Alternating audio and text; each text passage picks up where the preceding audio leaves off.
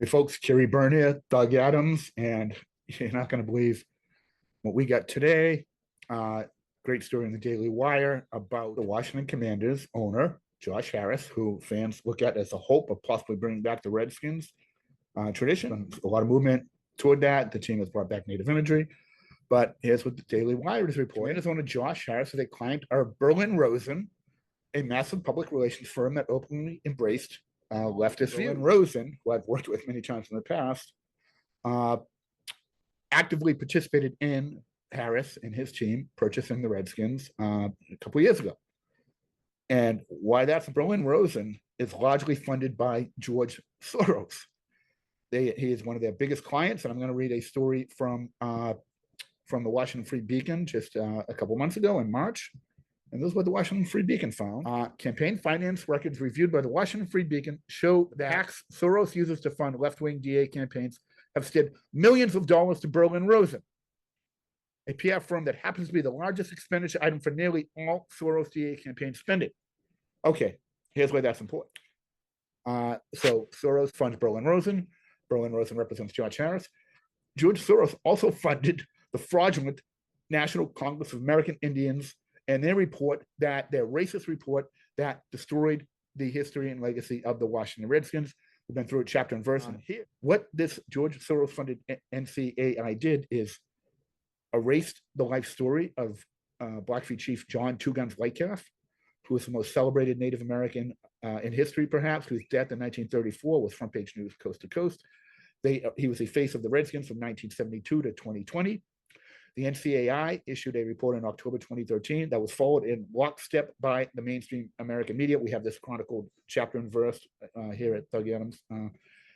That report not only erased the entire history of Two Guns Lightcalf, never mentioned him, it dehumanized him as a savage and clownish mascot. This racist report failed to mention King Tammany, the patron saint of America, who inspired American troops in the American Revolution, whose face was the original image of not only the Washington Redskins, but the Atlanta Braves in baseball.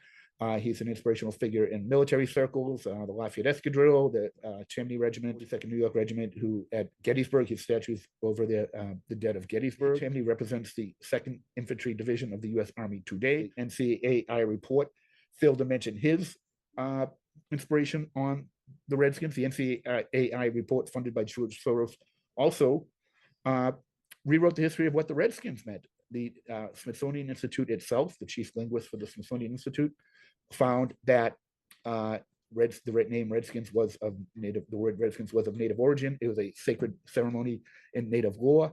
The chief linguist from Smithsonian wrote to the Washington Post, telling them that their racist history of the word was fictional, and the Washington Post erased that word from the narrative. This is all Soros-funded racist history that was used and followed in lockstep by media to get rid of the Washington Redskins.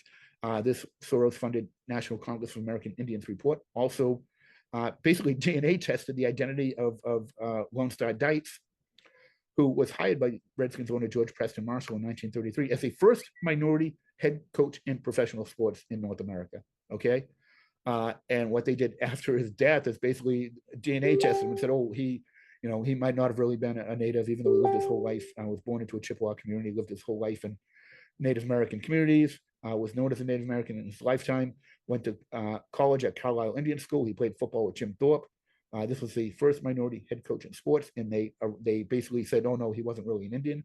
This is the NCAI, funded by George Soros, who is the organization singularly responsible for destroying the history of the Washington Redskins, of Native American history, of rewriting history books. And this group, their report was followed in lockstep by the media. We have it. We have a 75,000 word report here at Doug Adams about it right now.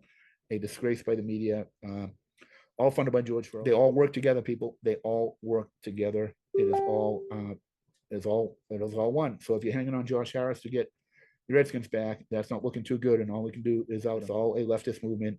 And it is erasing Native American history to the point that in our AI studies, they accused the media of moral panic and epistemic cowardice for failing to cover the real story. And that's what's going on, people. We're going to have more on this, but they have Soros funds George Harris's PR firm. They funded the report to destroy the Washington Redskins. And They're all in together. They're all in together, and we're the only ones exposing it. Keep fighting.